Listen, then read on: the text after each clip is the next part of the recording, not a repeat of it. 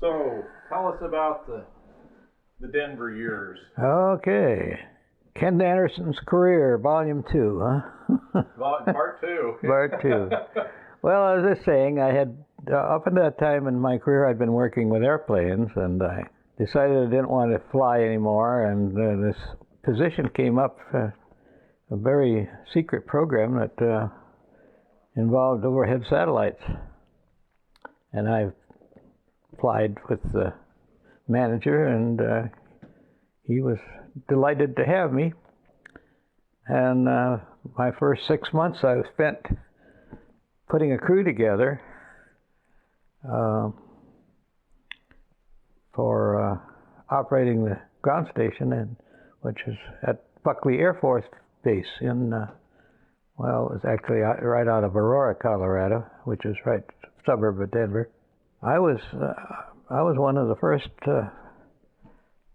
engineers to move out there, so we sold our home, and of course the company provided all the moving. We went out and bought a house in Denver, and we moved. This was in 1970. The operating facilities were pretty much completed by the time I got out there. I had actually sent one engineer ahead of me that was kind of following instructions and coordinating the facility so that it had all of the equipment that we required and so on. There was a big operating station which had a computer room that was probably about an acre in size. Wow. And plus the operating stations, and had a mission control center, which I was to be the operating person for, controlling the thing. And we had two 85-foot radome dishes housed in a big white 100-foot diameter radome. And let's see what else. There was 5 different departments operating. One was the computer department, and one was the what we called ELINT, which was electronic surveillance. And then there was a second one was the radar IR section, which is infrared surveillance. All of these things the overhead satellites was capable of doing. The location was selected in Denver because it was roughly 180 degrees from some of the most important Russian missile stations, which is what we were going to look at, monitor around the clock. Why is it important to be 180 degrees away from that? So when our satellites circled the Earth, and these satellites were rather unique in their day because they would go over the northern hemisphere and rise to about 23,000 miles. And then they would come back and this was orbiting, to stay up, the satellite had to do that. And so it orbited once a day, about every 24 hours. And when it came around the southern part of the Earth, it went only about 100 miles up. Uh-huh. So real quick, it would go around in about 2 hours and then stay up there for 22 hours, if you see the logic there, because it would go way up. So it would stay a long time over Russia. Yes, and in our view, we'd lose track of it for 2 hours as it went, circled around the South Pole, and then we'd pick it up again as it rose every day, and then we had 2 of them so that we launched them so that they were 12 hours out of phase, so we always had 1 up there. And most of the time we had 2. But they were all, of course, controlled from, that was another group that were mission controller or whatever. Anyway, they actually did the controlling of the satellites, so that they were, and how the antennas were pointed, and programs that were all set to do that, and they continue to work that. Did they have something like, little rockets or jets in there to make adjustments to the orbit? Or Yes, position? yes, they did. And probably every few months we'd have to do some orbit controlling, maybe give them a little push and change their positions a little bit. But it was quite a machine. It was big satellites, and they were all Hughes built. And as I said, this was the state-of-the-art surveillance in those days. Kind of replaced the U-2 and the SR-71, which were airplanes that were flying over at that earlier time. So with the satellites up there, we really didn't need the airplanes anymore. We watched all the missile bases, and they had, as I say, I can remember some of them. Seri Shagan was the name of one of the major launch pads, and that was not too far from Moscow. They actually had another one out in the eastern Russia. I forget the name of that one, but there were probably at least a dozen pads that we monitored, both electronically and with infrared. And of course, when missiles were launched, the infrared cameras would pick them up and follow them and track them. I really don't know if that station, when I retired in 1980, that station was still going full blown. But I have no idea what did, since that's 30 years ago, so I have no idea what's going on. When you say monitoring them electronically, what kind of information would that get? Like radio communication? Yeah, radio, and if they were radar controlling, we could listen to that, and all the signals that they were sending up to the missile, we could listen to those. It was a pretty state-of-the-art machines. So mostly it was looking for missile launches and what kind of technology was associated with their missile launches. Yeah. It wasn't like watching for buildups of tanks or No. Like We were just pretty much watching their space efforts. Mm-hmm. And as I said, prior to that, we had been doing that with the airplanes. Although they did have, earlier than that, they had satellites that were taking pictures. They orbited the Earth about once an hour at low altitudes, and they were photographic, and they had techniques for sending the pictures back to Earth. That was just prior to this.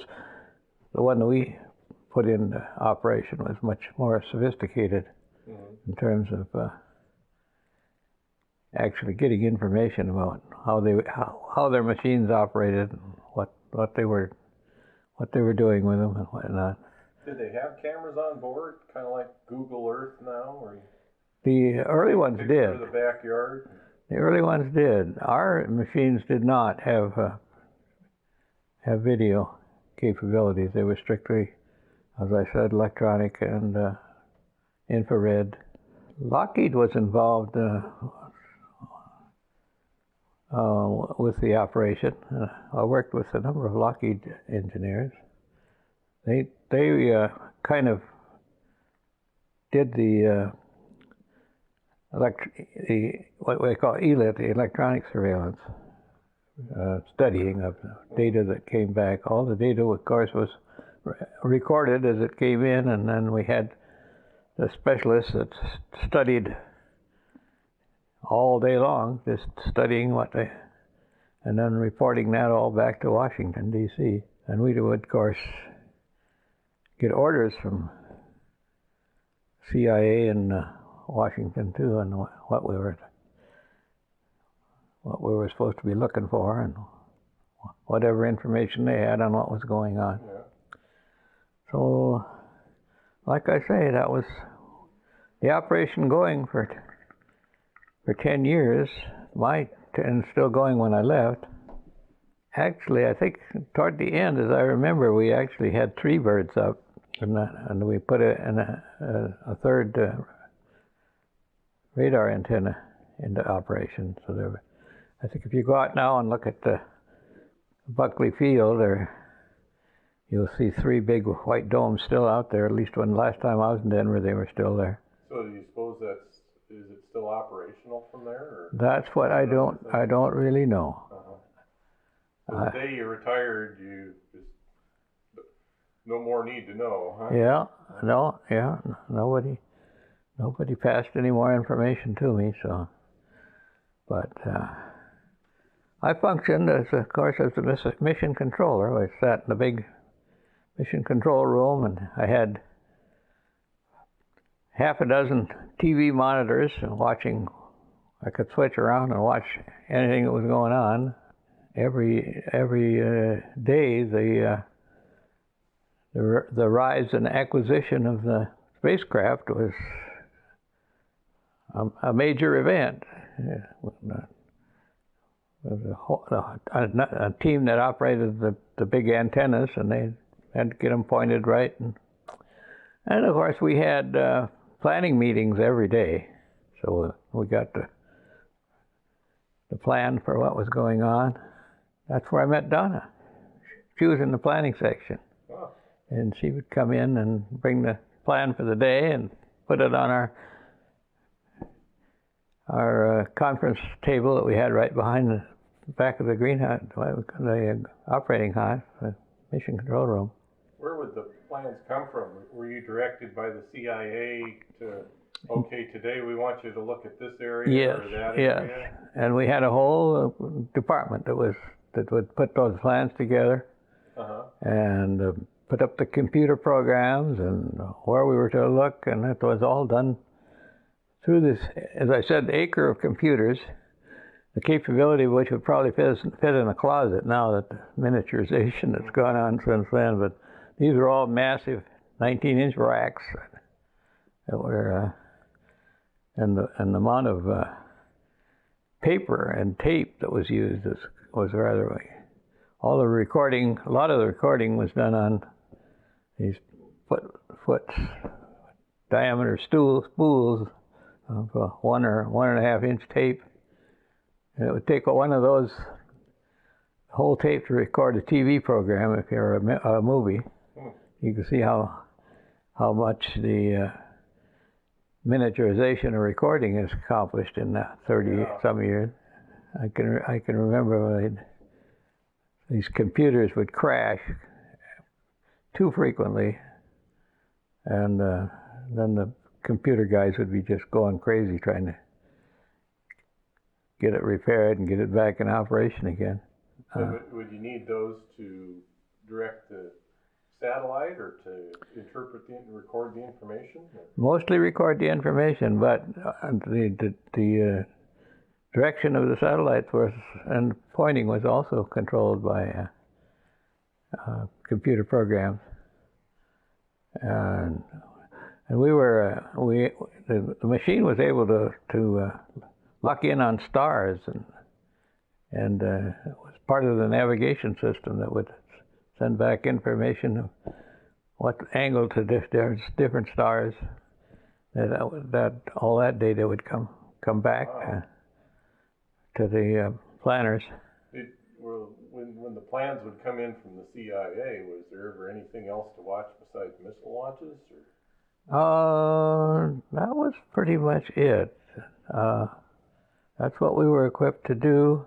Like I said, it didn't have any photographic equipment, and being that high up, it probably wouldn't have accomplished much anyway. That, like I said, 23,000 miles away. What were some exciting times during the the Denver years? Well, the busiest times were launch, when our satellites were launched out of Annenberg. And we were monitoring and in control of that, from actually control of the timing and everything from Denver. But things would get pretty hectic. The station was actually ran by a military, Air Force. As a head guy in charge, anyway, was Colonel Duke. Would come back frequently and chat with me at the mission control station. The story that went around was that he had gained fame by dead sticking a B-25. In other words, when the engines went dead, he got it in to land it. And so he was sitting behind me, monitoring, watching. One time when we were launching a satellite, and I was barking directions in all directions and picking up different videos, pictures, and watching the screen and seeing what was going on. And the mission controller had to approve every command that went to the spacecraft.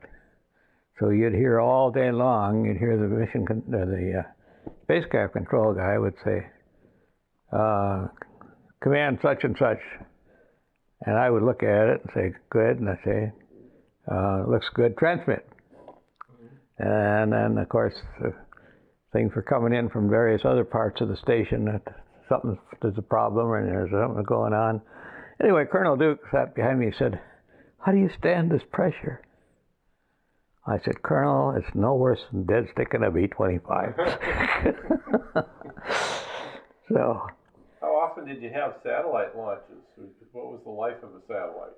I think in 10 years, we only put up 4. And I think we actually only lost 1. So they were very reliable. How was it lost? It just equipment failure to the point that it wasn't usable anymore. But like I said, at the later years, we had actually 3 satellites operating, which would give us 2 at all at any one time. We always had 2, and that was helpful because it would. I forget it. What do you call it? Positioning by 2 monitors and the 2 angles. You triangulating? Triangulating, yes. So we, and as I said, in the last probably 5-6 years I was there, we had 3 birds up, and so we didn't do too many launches. Probably in my 10 years, we only had 4 launches, but they were busy. How did they stay powered all that time? Were they solar powered or? Yes, yes. They had solar sensors on them, and they were. Yes, that was huge business. They were into that solar powering quite deeply. There were actually 5 mission controllers, and we, of course, 24-hour shifts. One guy couldn't handle it, so Roy Lestad, you may have remembered, he was one of them, and I kind of forget names, but I can see their faces, but I can't remember the name. But that would allow us, of course, the 3 shifts and plus some time off for vacations and weekends and so on. I'd usually work 4 days in a row, 8-hour shift, and rotate through day shift, swing shift, and graveyard shift. Yeah. I remember being on graveyard shift, and I didn't get much sleep. I'd get home about 8 o'clock in the morning, probably sleep till noon, and then get up. And I can remember when my dad, your grandpa, was visiting one time. He came up to my bedroom, and about 12 o'clock, I was still asleep. He says, "Don't you ever get up?"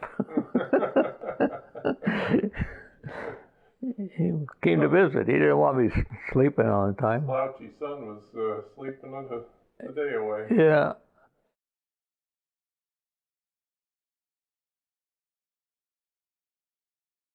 It seems like, was it just last week we heard on the news that the CIA admitted that there's an Area 51? Yeah. And you knew about Area 51, what, 60 years ago? Or? Yeah, in 1955 I was aware of it. And in the 1960s, early 1960s, I actually was there, went out there and got involved in the operation. So. And what were you working on at that time? We were working on YF-12, which was an XYF-12, which was a pre-runner of the RS-71, and actually the first model of the airplanes, and these were all built by Lockheed, was called, I think it was the A-11. And there were 10 of those built, and they were CIA snooping surveillance airplanes that they were flying. High altitude. They go 70,000 feet, and almost out of range of any ground-to-air missiles or any other things that the Russians could throw at them. We were operating, we had three. The Air Force decided that they were aware of the CIA's A-11. They said, boy, this would make a super interceptor. That was one of the parts of the Air Force was the Interceptor Division, which in those days was stationed to intercept enemy bombers coming in over the North Pole. Many of the previous airplanes that were built, the F-86 and F-94 and F-89s and all those after World War II jets, that was their function, was to be stationed around the perimeter of the country and intercept incoming bombers. The Air Force looked at this A-10 and said, oh boy, it's supersonic. I guess it had speeds up to 2,000 miles an hour. And that would be a great interceptor. So they came in and contracted to build three for a test program. Hughes was given the contract for putting in electronic systems for these three machines. I got the job of doing it. Put a crew together of a couple dozen people, and the system was called ASG-18, and it was probably the first fully automatic digital computer controlled firing system. And previous machines had pretty much used rockets and machine guns. Unguided? Or? Yeah. Uh-huh. And of course the ASG-18 system was all guided missiles. So it would lock onto the target and go flying on them. And at triple supersonic speeds, I think one of our pilots flew a speed tech over there's a speed run track up from Nevada down to Southern California where they have official timers and they could time the, and I think, so I remember Jim Eastham flew one of the YF-12s and hit about 2,300 miles an hour. And I think that for a manned aircraft, that record held for a number of years. I don't know when it was broken, but we put the electronic system together and we tested it, the three systems, one for each airplane. We were operating out of a Culver City, what we called the roof houses, which were houses on top of the main building, which is where you could wheel a cart out with the antenna on it, and No. we used to fly targets in like old bombers, and they'd come in and over, and we'd track them and do our test work. It was fun. I had three. I was in charge of 3 groups by that time, and one group was for each of the systems we were putting together. When it came to the time to install, of course, we had to. The airplanes were over in Lockheed Burbank factory, so we hauled them over there and installed them in the airplanes and checked them out in the airplanes. Well, how did they get them to Area 51? They trucked them up. Believe it or not, it's a big airplane, but they trucked them up in the middle of the night. Yeah. I wasn't involved in that, but I suspect they had them all covered up with cloth or something. But they trucked them up. So initially they were at the Lockheed plant. Yes. In Burbank, and then. Yeah. And then you had to go to Area 51. Yeah. And you called that the ranch, right? Right. That was the ranch. Go to the ranch to work on them, continue to work on them there. Yeah. Were you ever there when they were test flying them? Yeah. I once or twice. I didn't go up too often. I had the crews that I was talking about were actually went up there and lived there. I don't remember what their living facilities were like, but right on the base. Huh? Yeah, the families didn't go. I was going to say, not much social life there. Yeah, and they did. I think they were able to come home for weekends and whatnot. But and then of course, the blessing of all blessings was LBJ. Huh? Lyndon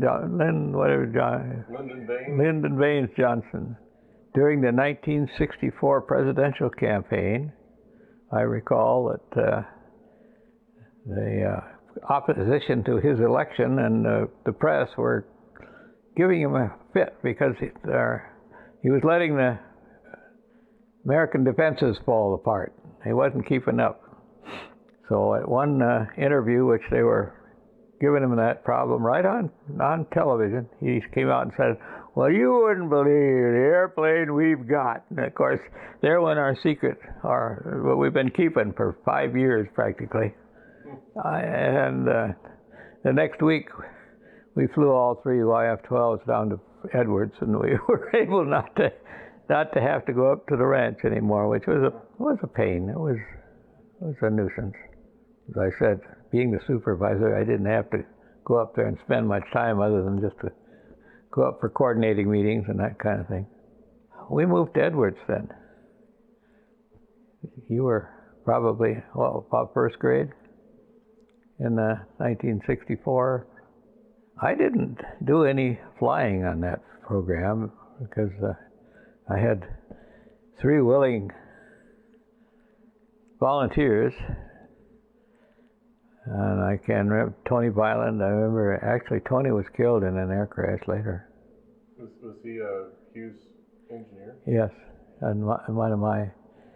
I was trying to think of the 3 guys. I could see them, but I can't come up with their names, which is common for me.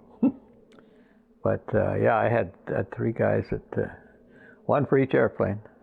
Same kind of a program as I'd done on the F-94s 10 years earlier.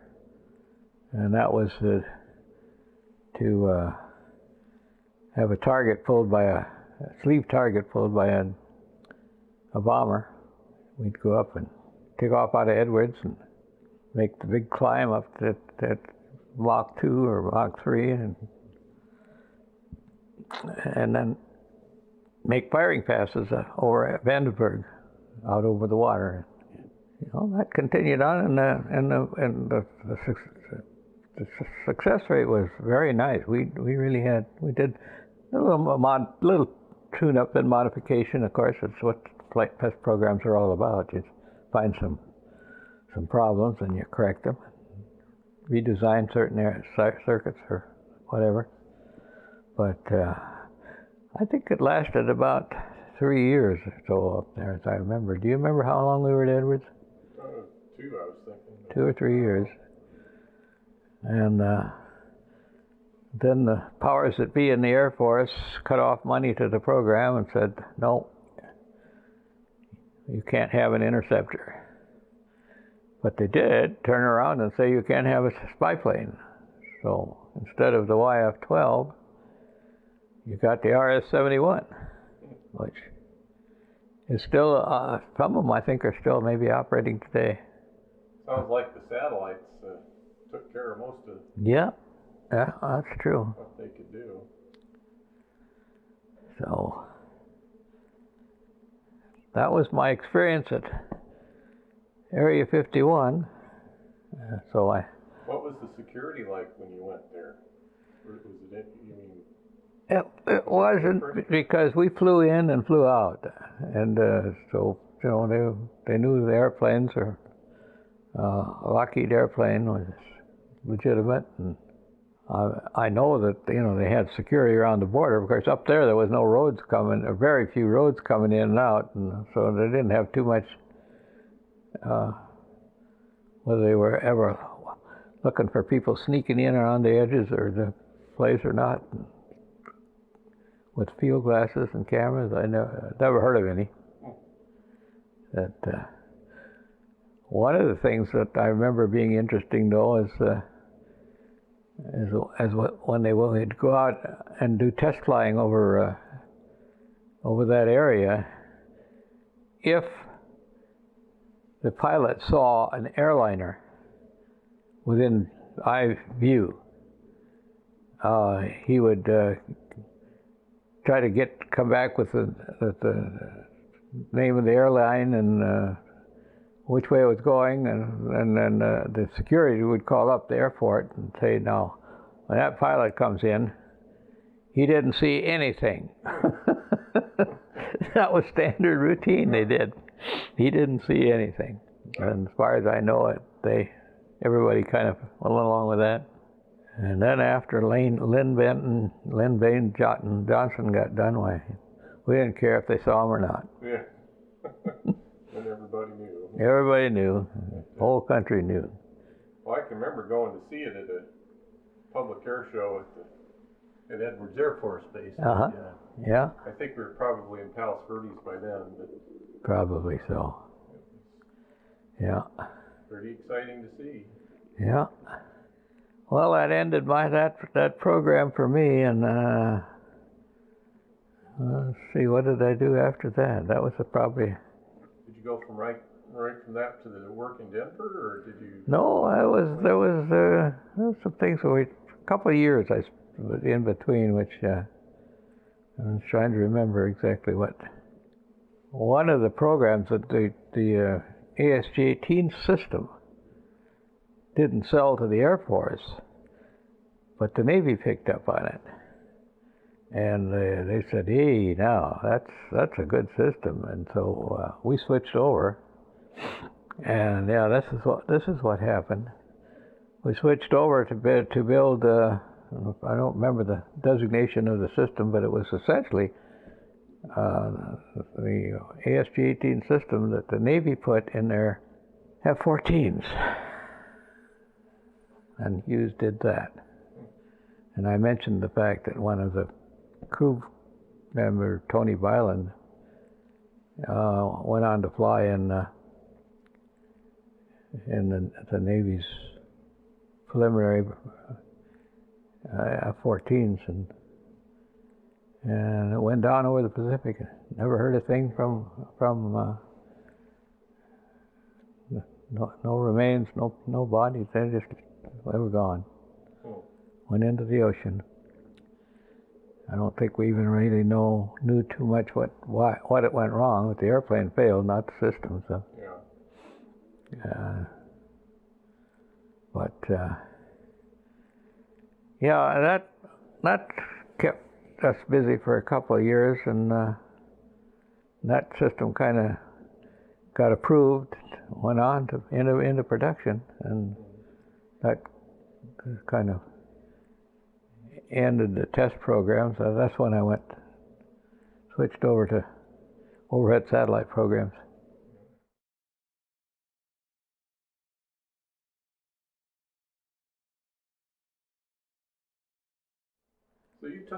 way back when you were still flying, you took some pretty wild rides. Oh yeah, yeah. I don't know how many of these I've talked to you about, but when we were flying in the F-94s, that's probably some of the. Well, actually, I can remember when we were test flying the B-36s. This was my early first job I had, and we'd fly these things for 12-hour flights. We'd go up to Alaska and back, for heaven's sakes, at 45,000 feet.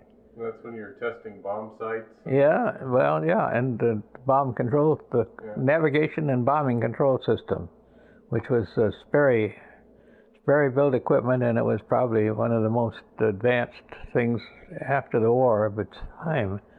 It was all radar and optical sight control. And I think I've told you the fact that on one test run I made, I forgot to cock the intervalometer. Mm-hmm. And the computer said to the B-36, "You stay right here until I drop these bombs." And the darn thing went up 90 degrees on the one wing, and the pilot said, "What the hell are you doing down there?" So I quick disabled the thing and got him satisfied. But we made some modifications to the system after that flight. I remember one flight, as I said, it was expensive to fly these big monsters, 10-engine bombers. So they would do the airplane test and the radar electronic tests in the same flight and try to get it all done at one flight. So frequently, I would be sitting down there in the bombardier navigation compartment, and I would hear something like, "Oil pressure on number 4 is up, shut down number 4, shut down number 7. And I thought, well, finally I called up on the, and then I said, "How many do we need to get home?" He says, "I'll get you home on 4 engines, don't sweat it." So one flight, they would turn the 4 jets on only at altitude. They'd climb to altitude and then turn the jets on, which were efficient up there. So those were off. So then there were 2 other engines out. So we were flying on 4 engines, and we were coming into Lindbergh Field in San Diego on landing, and one of the props reversed pitch. Now you can imagine that. Yeah. And the pilot, he talked about this after we got down. He didn't know which. He knew one of the starboard engine pitch had reversed, but he didn't know which one. And I mean, we were at about 1,000 feet coming in over San Diego City, and that thing reversed.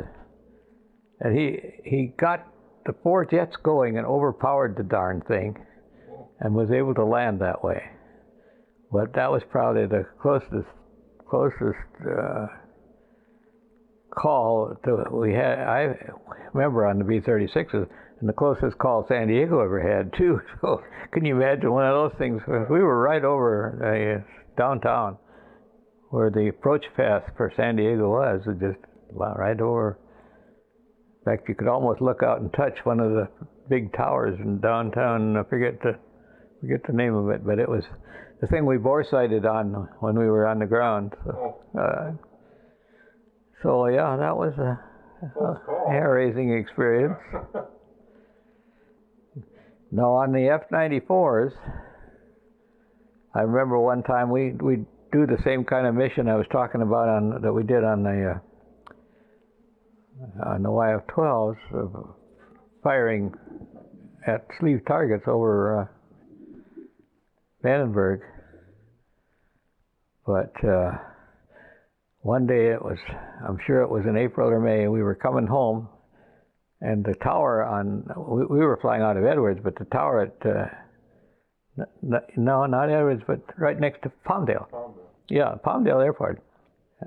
He called up with 2 planes. We always went to out missions with two planes, one on the wing and taking pictures, and the other one firing, and then we go around and do the other way.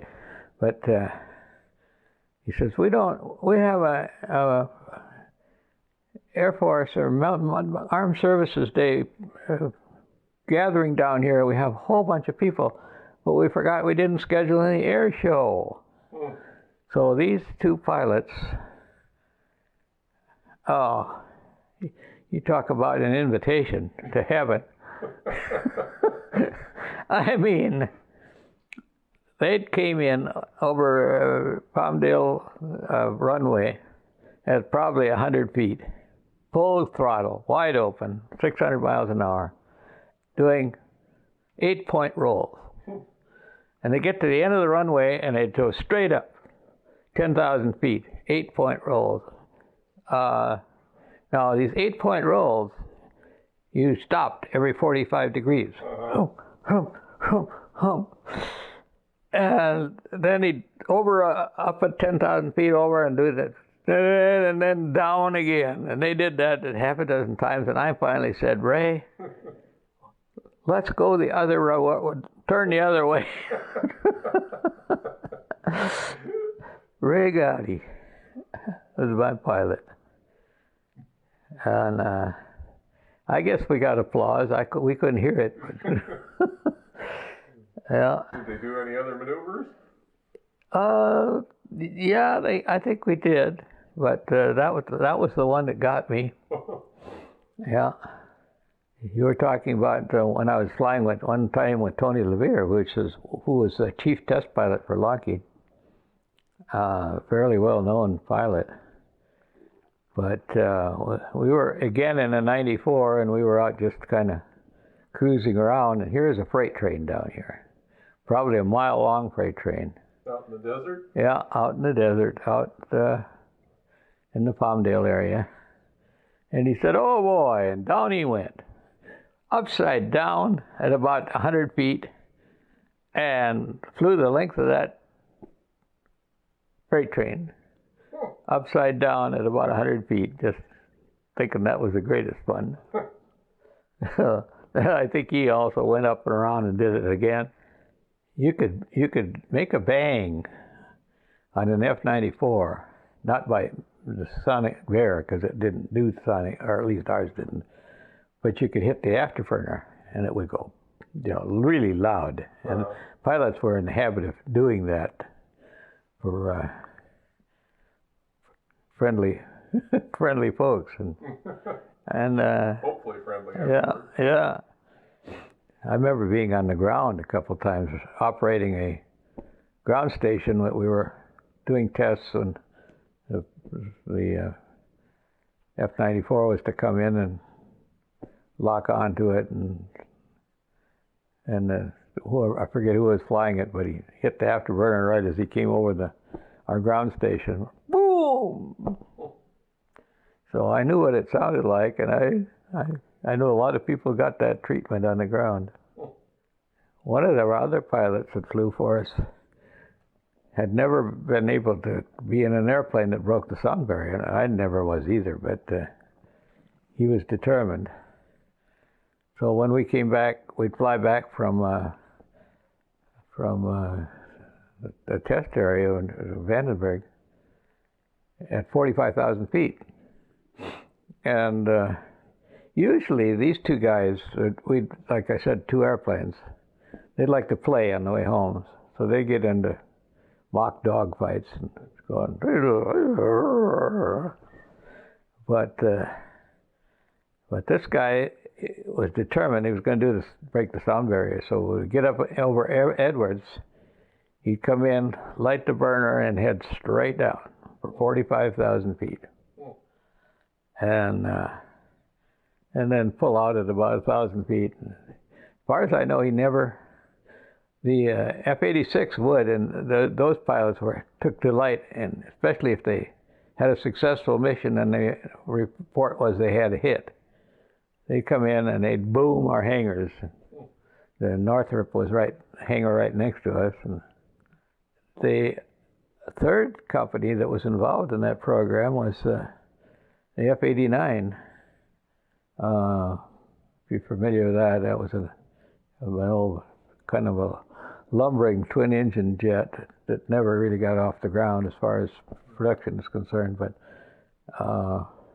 they were involved in the test, and they were familiar with the fact that North American F-86 would do this victory boom.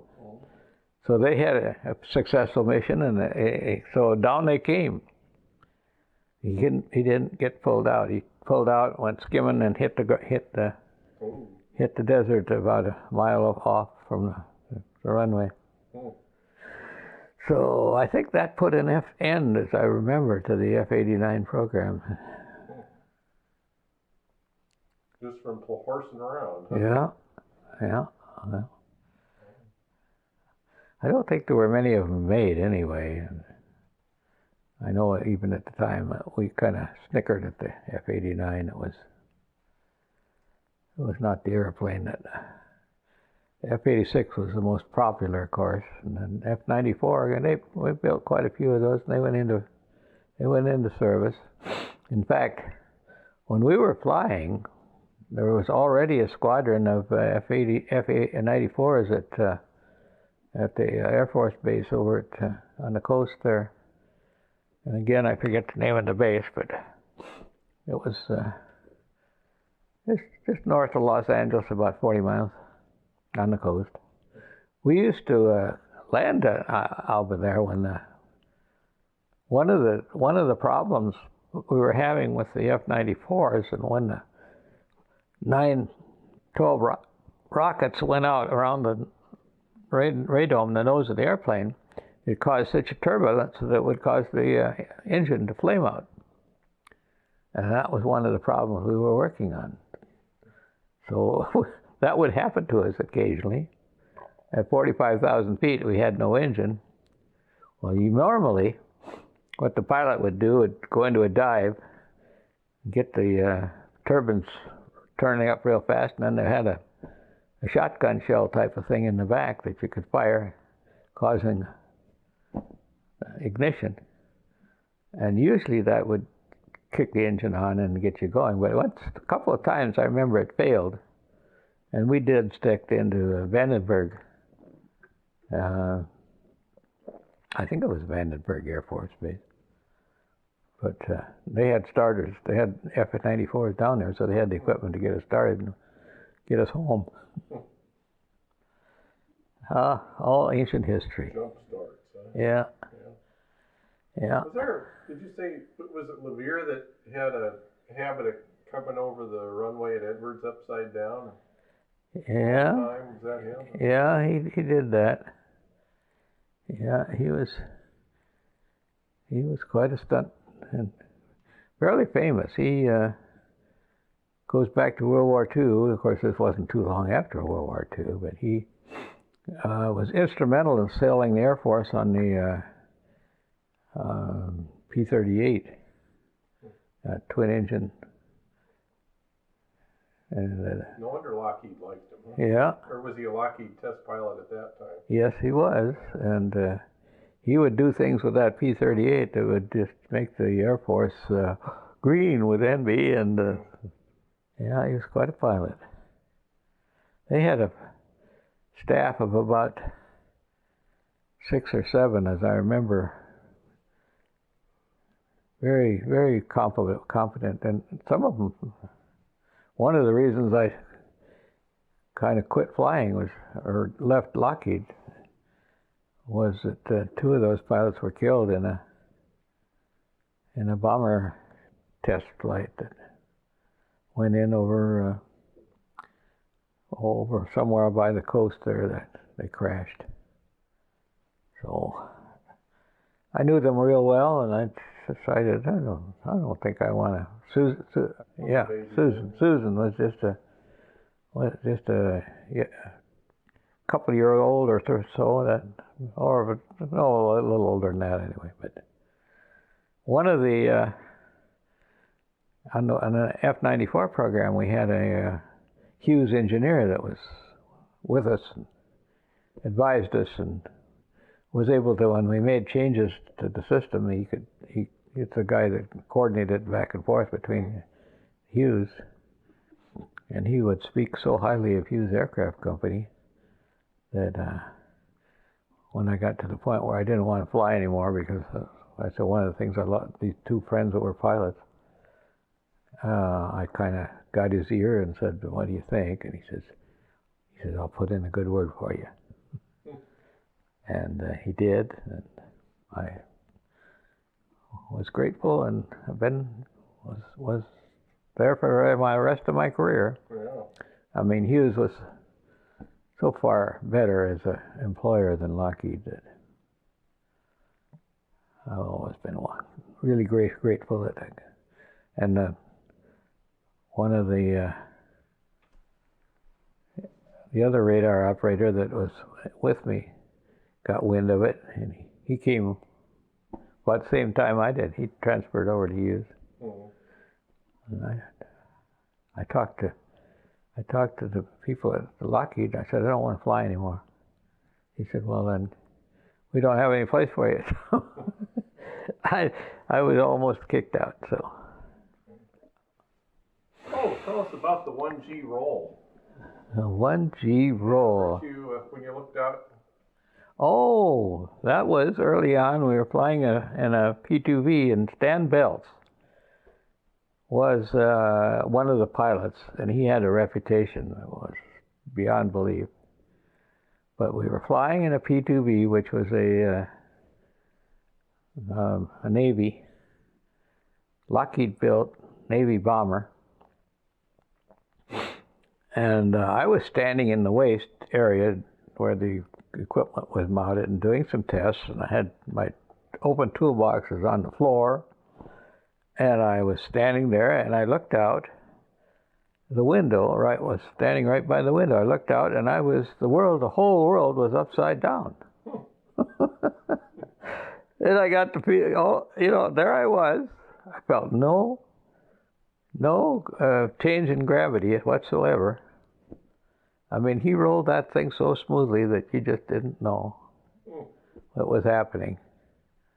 And of course, he brought it around, and there was the world back to where it belonged. And and my tools were all sitting in the top of nothing fell out. But I was standing upside down without any parachute. Yeah. Yeah, he was quite a pilot. He was one of the pilots that got killed. Oh. But not in a P2V. It was in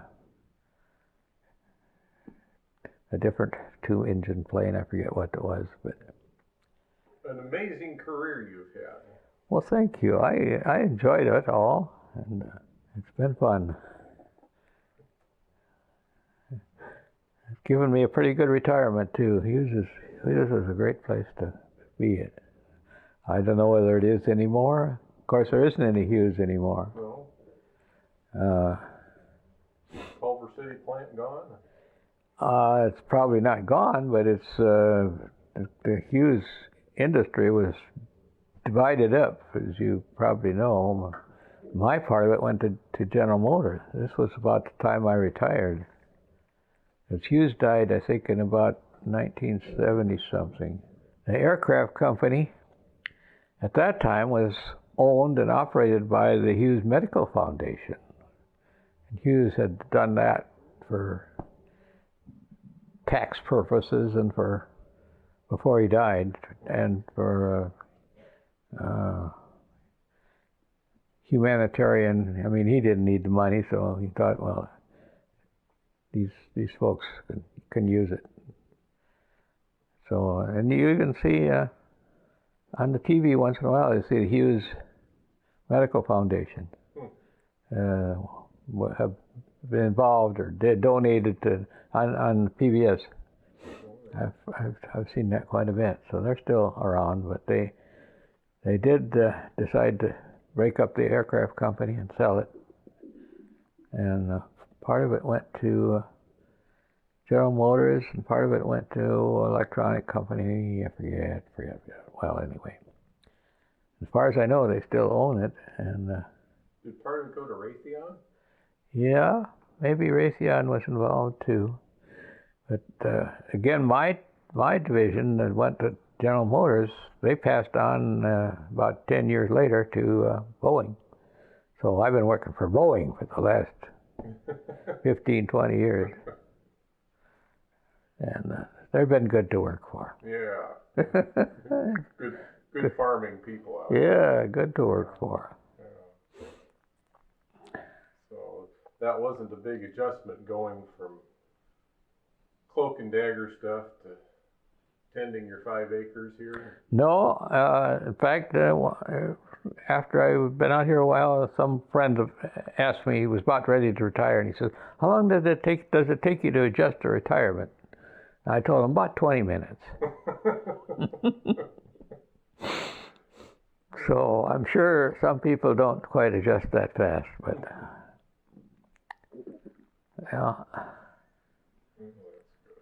yeah, Oregon has been good to us.